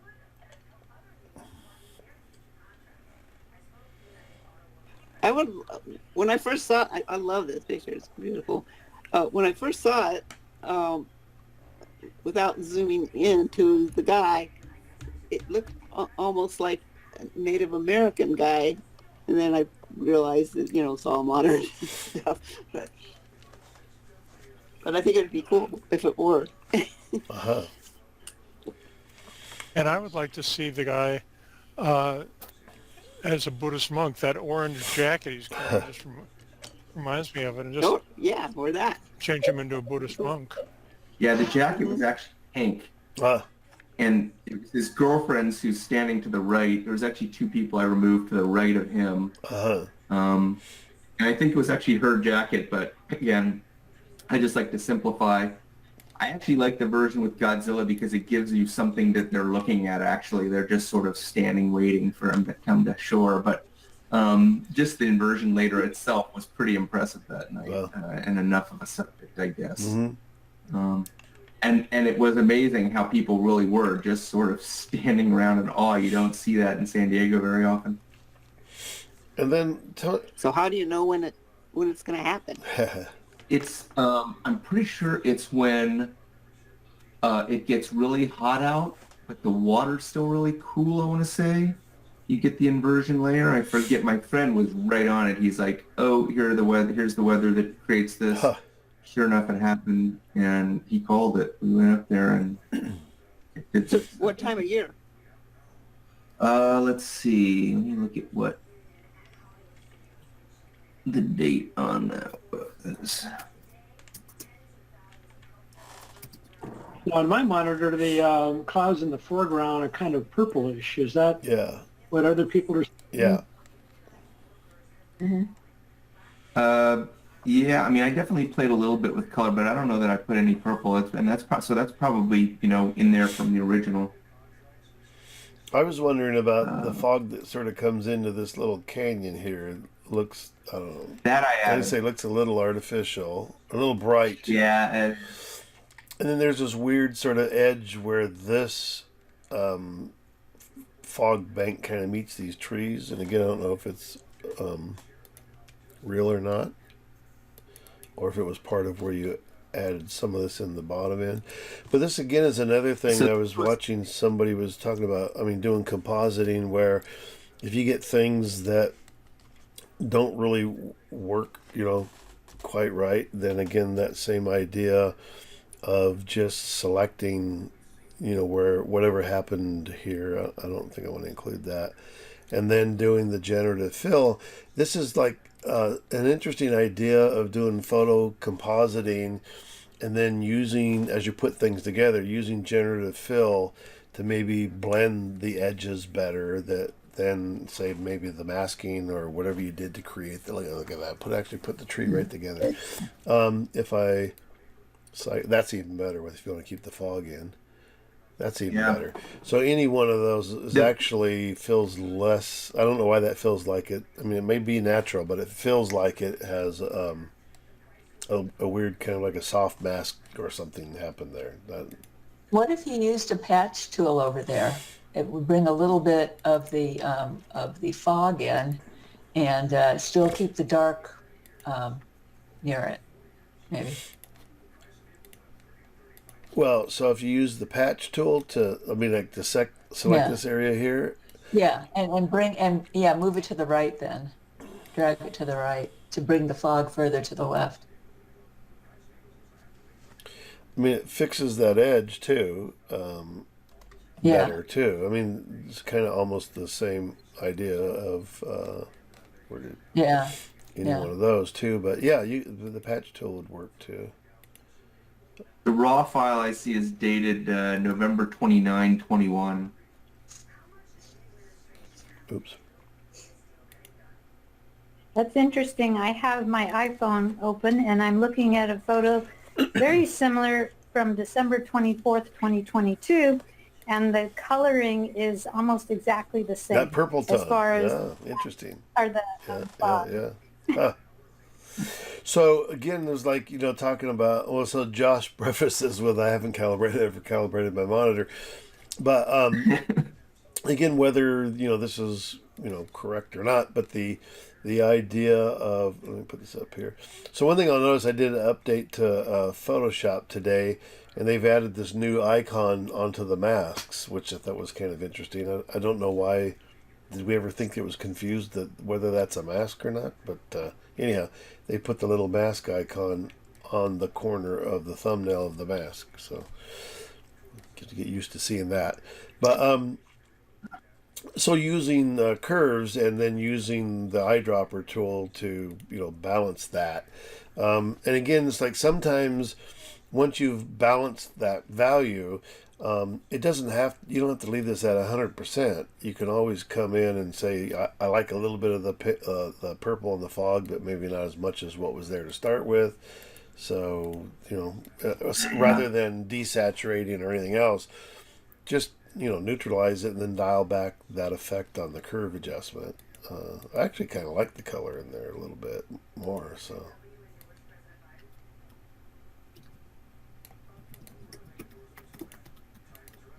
Yeah, I think it works. All right. Very cool. Let's close that. Anything else before we move on to the next one?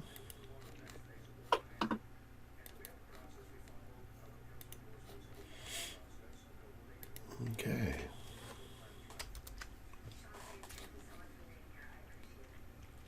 So tell us about this one, Josh. This one's just, sunset at Torrey Pines, mother and her daughter. Everybody says, do I know them? I do not. Her husband was just to the right of me taking very similar shots. So, but they just obviously caught my eye, and the whole scene just kind of stood out. I had a few shots, but this was the best one of the set. It seemed to evoke the most story and emotion. Mm-hmm. It's just straight. For me, it's a 5-minute shot to Torrey Pines, so I find myself there a lot. All right. Certainly. Any comments for Josh here? Great composition. Yeah. I like it. Thank you. I'm wondering if I really like it, and I think it's one of those evocative ones, and it's really nice placement with her in front of the setting sun, but maybe taking off some of the right or lightening those dark clouds, because I found my eye going, where the cursor is, because it'll pull the attention more. She'd be more in focus in the featured. She'd be featured more. Otherwise, I think it's really pretty. Thank you. Okay. Anyone else? So I always have a common critique that when you're photographing into the sun this way, and you get these sort of bright white tones, and I think it's better to add some color value to these. Obvious choice would be yellow. So it's really subtle, but especially if you're going to print it, it makes a big difference. Let me go back out of here because I think it shows up better going back and forth from here. So the other thing too is I added some more contrast to especially the back part of the image, but I think I did it overall. So if you see that upper part of the sky, it just feels a little flat. It also puts a little more depth into even the foreground clouds. And I think I'll have to look at it and see. Oh no, I ended up using a luminosity mask. So this is in a group. So so part of it. So there's two things. So or three things. The white values in the sun there are just done with a selective color adjustment layer. So it's the one on the bottom of the adjustment layer. So selective color. And then the way selective color works is basically the color that you want to change. I want to change the whites, and I want to add yellow. So I push the yellow over.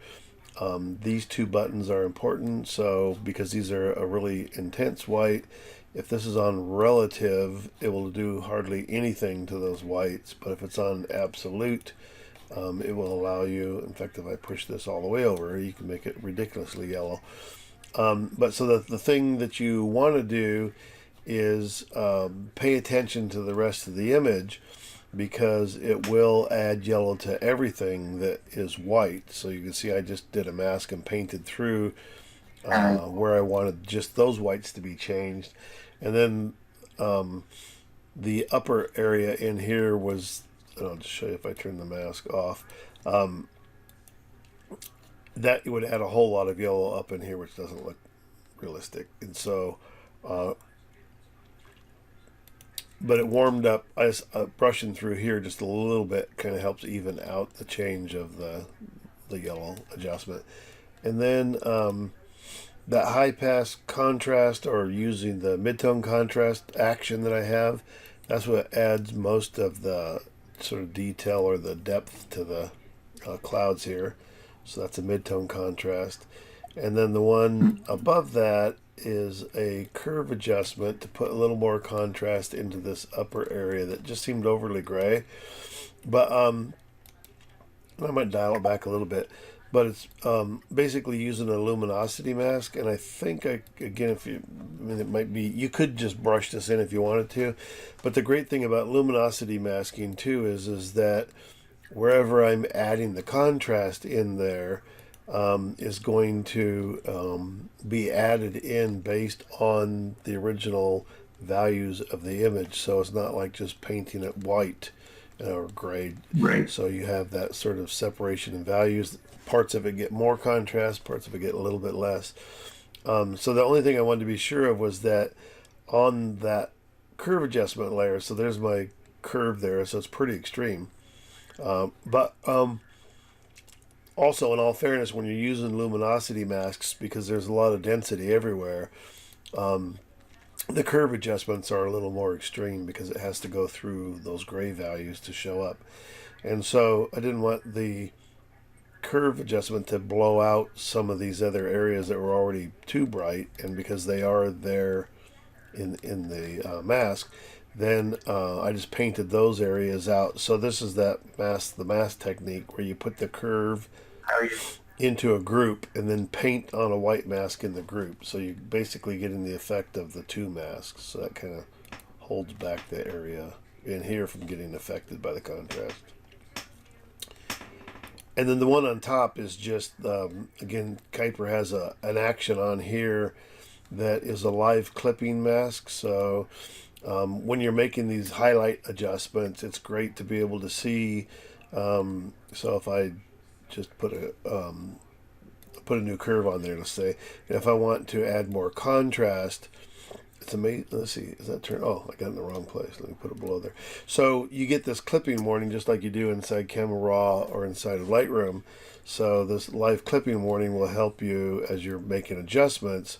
So when are these values going to clip? And you can see that I'm right at the edge of it already starting to happen. So that curve adjustment that I put down there was made so that I could, with this turned on, the little blue specks are just the deep black shadows, and that doesn't really matter to me. I don't mind those being pure black. But so anyhow, that's a great little action that he has that allows you to get a live clipping warning inside Photoshop when you're making these adjustments. So kind of contrary to what Dee said, it actually made these a little darker. So, if you were thinking about wanting to make those lighter, you could brush them out of this effect here, or I think you'd still need to probably put in a dodge layer or a curve adjustment layer with a mask. All right, any comments or questions about that? Those techniques, or anything else about the image? It's a fascinating sky. Yeah. Very interesting. Thank you.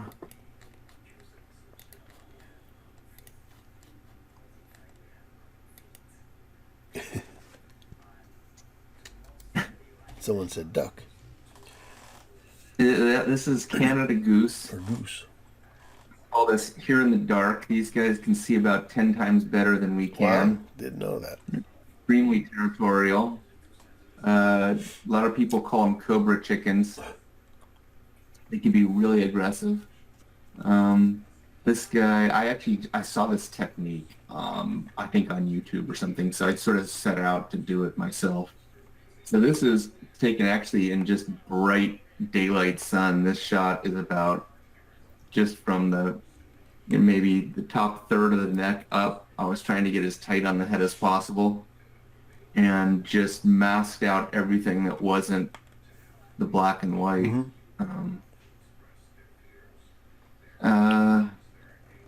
Yeah, That was it. All right. So this is the other, like I said, taken probably midday, really harsh light. And was there a natural shadow here on the? No, like I say, I mean, I took out everything on purpose to sort of make it appear that it was exactly like sticking its head out into a light in the dark. Okay, comments from anybody?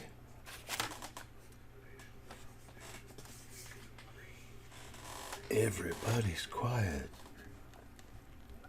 I'll say All right. I wish there was a little more space on the right of his beak. Okay. And maybe a little sharper in the beak. But the eye is what's most important, so we're good there.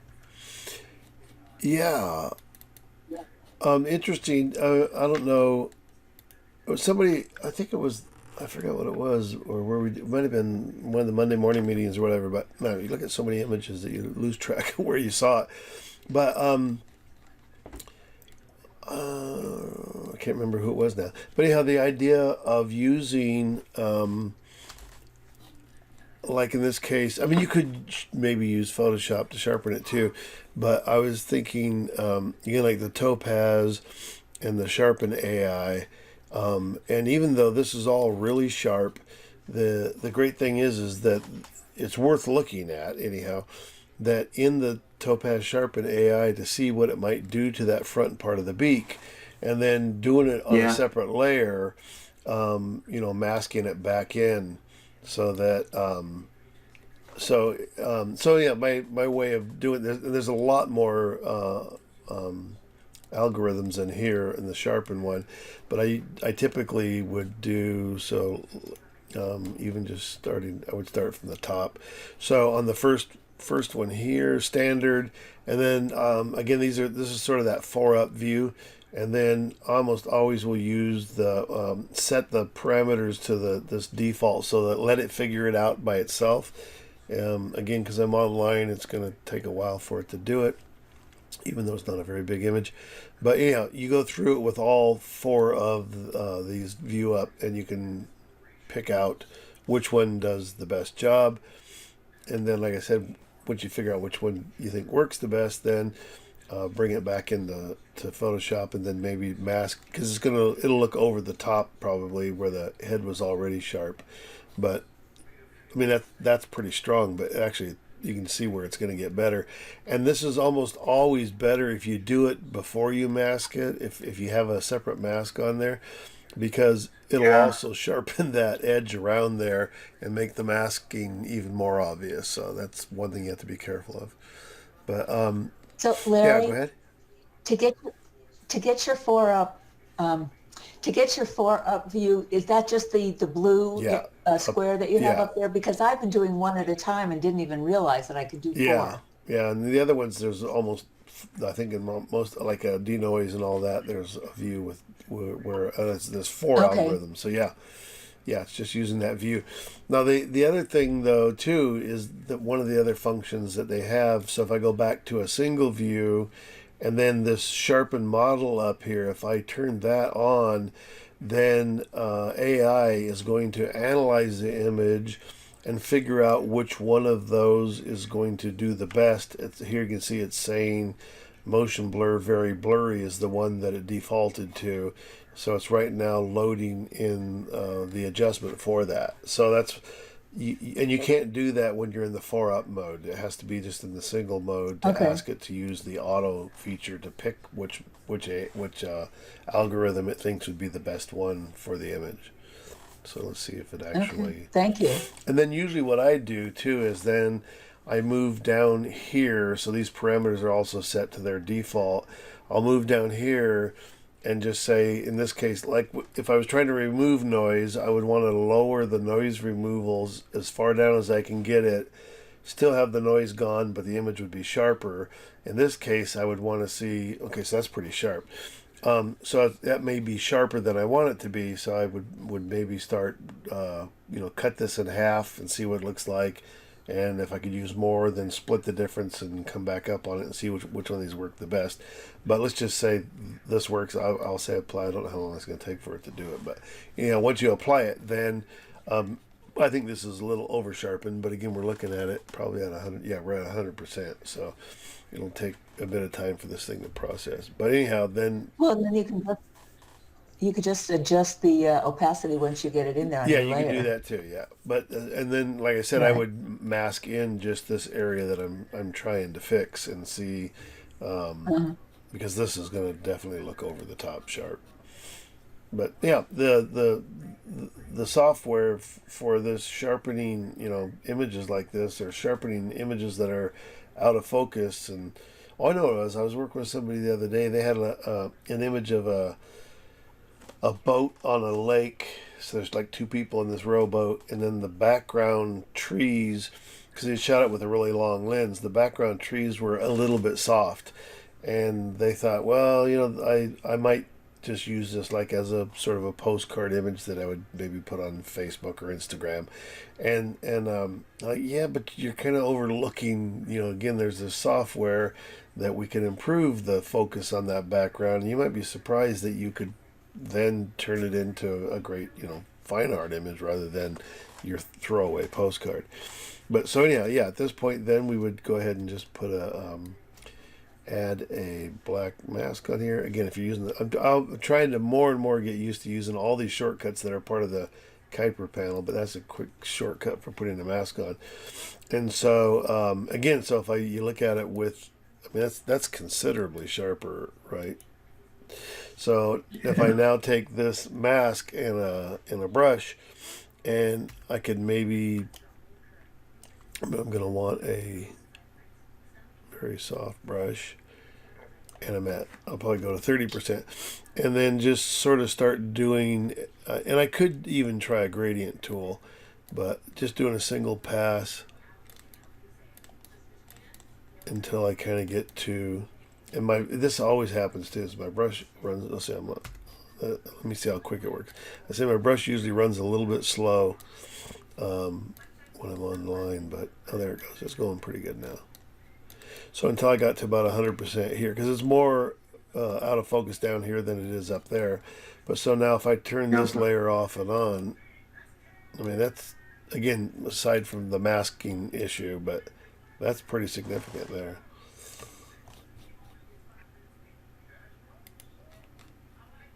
The highlight on the beak is the brightest part of the picture. Yeah. What if just took that level down a little bit, and also brighten up the eye? I thought about that too. Yeah, you're right. I'm glad you mentioned that. Yeah. So yeah, I mean, a couple of things you can do too, since, I mean, this is one of the problems too, is like if we're using a mask that essentially has a bit of a gradient on it, then what I may need to do is blend these back together, because I wouldn't have one single layer of retouching, but in this case I'll just use the empty pixel layer. It might even be worth trying to even using just say the spot healing brush. I mean, these are big areas to try to fix, but rather than doing the whole thing all at one time, sample all layers.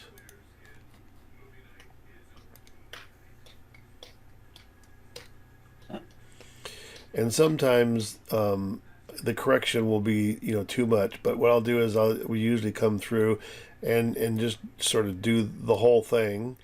I kind of messed it up, but I'm just going to do it kind of quickly to do the whole thing, and then come back and then fade this layer back so that the highlights then are there but not so pronounced. And you can play with that for a while, but I agree with you. I think I would do something to knock it back a little bit. Yeah. Can you make the eye a little brighter? Yeah. Yeah, I have one version where the eye, there's actually almost no color in this picture, but the eye is brown. But I tended to like just the black and white. That was literally the only color in this entire.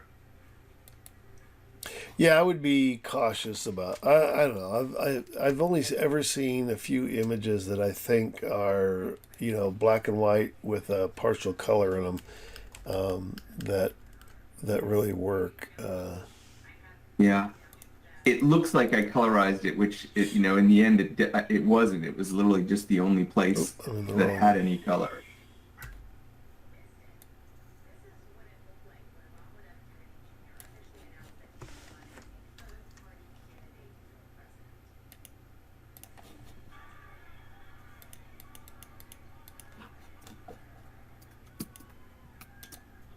Yeah, I definitely think it adds a little bit to it. Yeah, that really balances it out.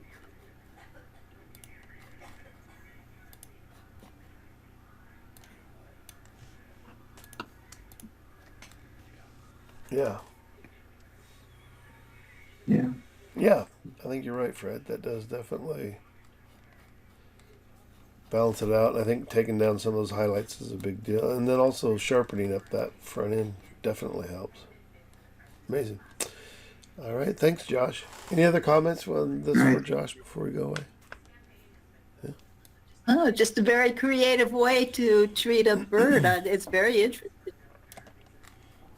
That's how to get it. Thank you, Adrian. I don't remember his last name. Australian photographer. That was the technique.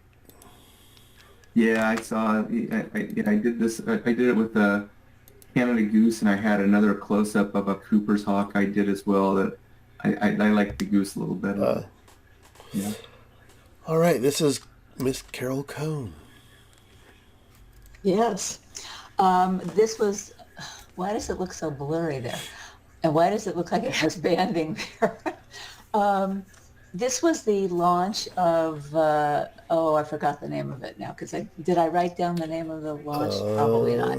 This was about 5 or 6 weeks ago out of Vandenberg, and it was taken from my house in Corona Del Mar. And this one was taken about 7:30 at night, so there still was a little bit, God, what is all that? There was still a little bit of residual light from the sunset at that point, and this was taken at about 1/15th of a second. This was one of 3 shots. Well, I took a bunch of shots, but this is one of 3 shots depicting the separation of the rocket from the booster. And I was just astonished at the colors that showed up there. Larry, I don't know why it looks so awful. I'm just looking at it, and it looks terrible. But, so you're saying you're seeing banding? Well, there's no banding here. Does anybody else see banding in their screens? Oh, I see a lot of banding going, horizontal banding. Yeah. Yeah, or I would call it maybe pixelization more like. Well, I see both, but I see a lot of horizontal banding. And it looks less contrasty than I see it on my own screen. I mean, how it is in my real picture. So it's definitely less contrasty in real life, because I'll show you. No. It's more contrasty. No, I mean it's more contrasty than what your file. Your file is lacking contrast. My file is a little more contrasty than that. No, your screen is more contrasty than that. I'm going to show you. So, I don't know. So if on I'm just going to ask you. So on your screen, is this upper left-hand corner black? No. What? And it wasn't in real life. It's dark blue. Oh, really? Wow. Yes. All right. I don't think there's any true black in the picture at all. Okay. So you were saying that there was more contrast on your screen. Yes. Yeah. Yes. Anyway, I put it up. This is fascinating. It was taken, like I said, at 1/15th of a second. This was the third in a series of 3 shots. I put it up on my Facebook page, the 3 shots, and I also put one up on Flickr. And about 2 days after I put it up, this guy contacts me from Live Science, which is some web-based news science thing. And he wanted to know if he could use this picture. I mean, I had it signed. He wanted to know if he could use this picture in the article he was writing about this particular launch, because it was a military launch without a lot of, publicity in advance. I think it was 24 hours in advance. And so I said, as long as you give me credit for it, sure. And he did. And it was interesting because the article was absolutely fascinating, because it's a readiness rocket. It tests readiness for the United States, and they had to actually notify Russia that they were doing it, and this whole big thing. But what just was amazing to me was the colors, and the colors are real. I mean, this is actually, in real life it looks better, but very little was done to it other than global, corrections from a raw image. Yeah. But the orange that was behind the actual rocket or nose cone or whatever that very front thing is, you could see the orange from the, you could way up at the front. Yeah, there was orange, a little more than in your picture. There was orange up there, and it was just sort of neat to have captured it. It looked like a little mushroom. So I was very excited about that picture. All right. And the last few launches, because I love watching rocket launches, the last few launches have not been anything like this. I mean, they've just been regular, not anything thrilling. So this was special. So I included it here. I do see some horizontal lines in this, but not like. Yeah, I see not exaggerated. I see a big horizontal line running through where the colors are in the rocket exhaust. Down in the bottom? Yeah, well, a little higher. It's like a horizontal separating, and then there's another horizontal that goes like across where the nose cone is. I see a lot of horizontal on my screen. Because I was just noticing. But maybe I need to calibrate it. Well, no, I was just noticing the file has, if I brighten it up, you can see there is horizontal banding in the file. Yes. I did see that when I brightened it really up, brighter than when it was taken. The exposure when I took it was actually pretty good. And the ISO, does it say it? It should be on my file. I think I sent it in with all the information. Oh, shoot. No, it didn't have it on this one. I just remembered that the ISO was probably pretty high. It was probably, I don't know, 3,200 maybe to get enough light to do it. But there shouldn't be banding. I mean, the exposure was, pretty right for it to get the detail. The JPEG probably makes it look worse. I'm sure it probably does, but... Like when you look at your PSD, is it better? Oh, yeah, I don't see those lines on my PSD at all. Mm-hmm. And I didn't see any lines on the JPEG that I sent. I ran it through Topaz, one of them, I don't remember which one, AI Photo probably, just to denoise it and, sharpen it a bit. Oh, so I was going to say, this still appears to have a lot of color noise in it. And it's not... welcome to Camera Raw. I just loaded a new one in. If the...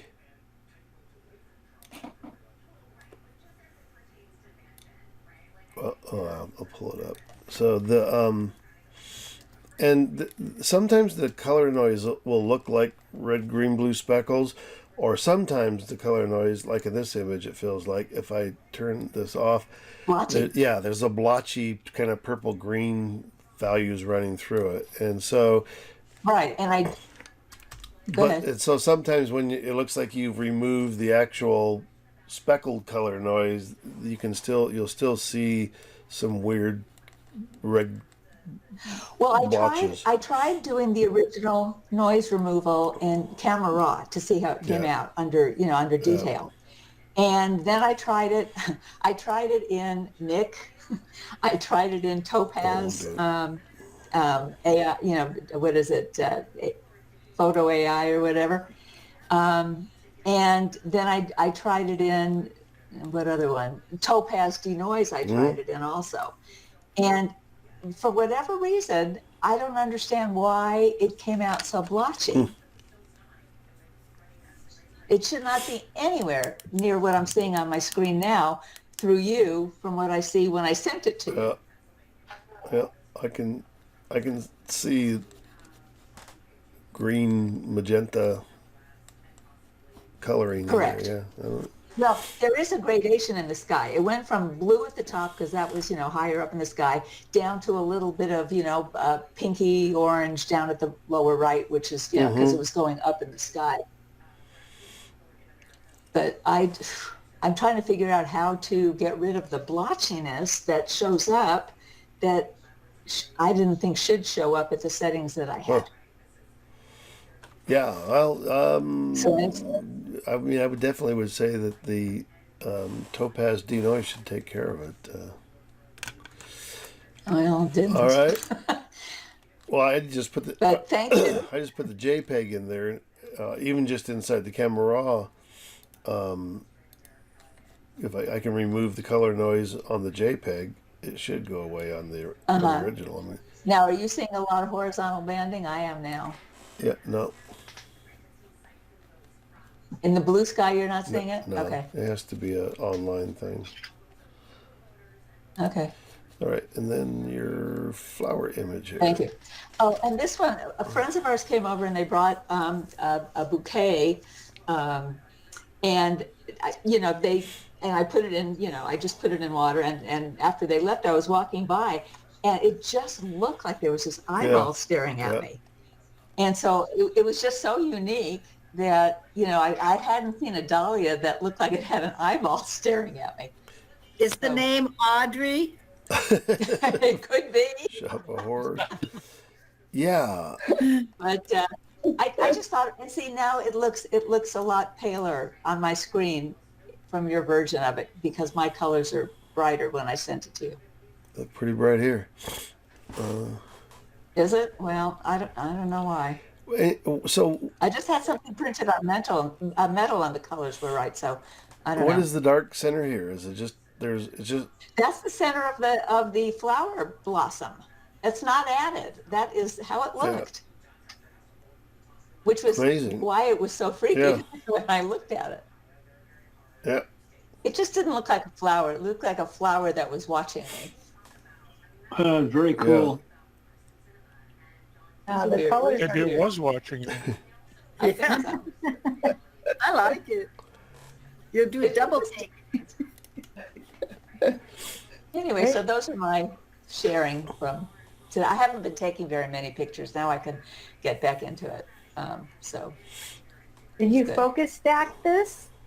No, this was not focus stacked. I don't even know. I think it was taken with my regular camera. It could have been taken with my phone. I was having eye trouble for about 4 months, and I was not. Look, this one came with the ISO on it. F1.8. It's my cell phone. I don't have anything else that will go to 1.8. So that's a cell phone picture. Wow. So, my only thought was, and this is pretty natural for most photographs of flowers and things, is that it always feels like the center is darker than the outside of the image. And so I almost do, I mean, I didn't do it inside of Nick, but the darken and lighten center effect, basically just 2 curve adjustments to lighten the center, darken the outside. This looks brighter than I would want it to be, but in Photoshop, I can take the brighten one here and let me drop it down just a bit. Somewhere in there.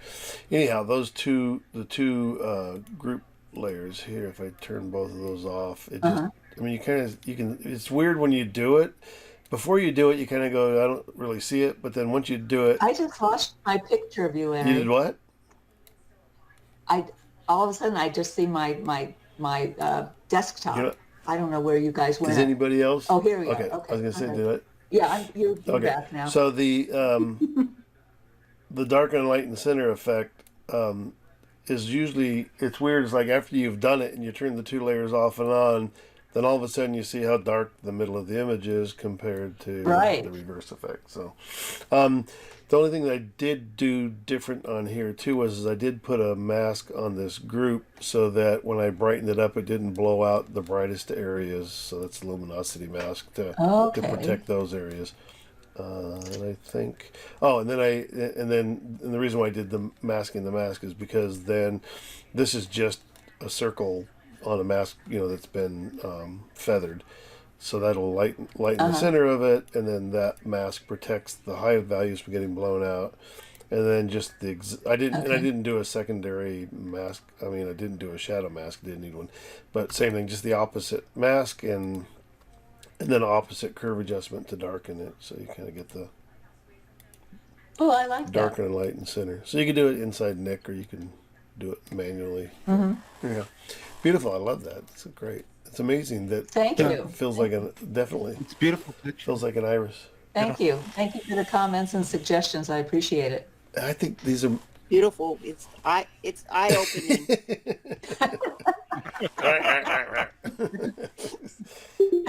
Touche. All right. Thank you, Carol. Did I get everybody who sent in a file? I double checked back to see. So I think we successfully made it through everybody. So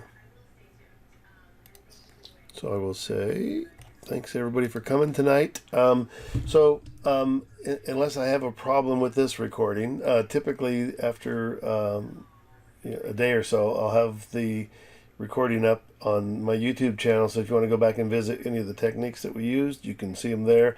And if I worked on any of your images and you want to have those files to use for learning, you can look at the layers and the effects there. Send me an email and tell me that you want me to send you the files, because I won't remember if you just tell me to do it. So the email is my reminder. So if you're interested, do that. All right. So thanks everybody for coming tonight. Don't forget, if you're interested in the AI part of the DPX, it'll be on November 30th, same time, different link. So you have to get that off of the other meetup channel or meetup group for the DPX AI. All right. Thanks a lot, everyone. Thanks, Larry. Thanks, Larry. Thank you, Larry.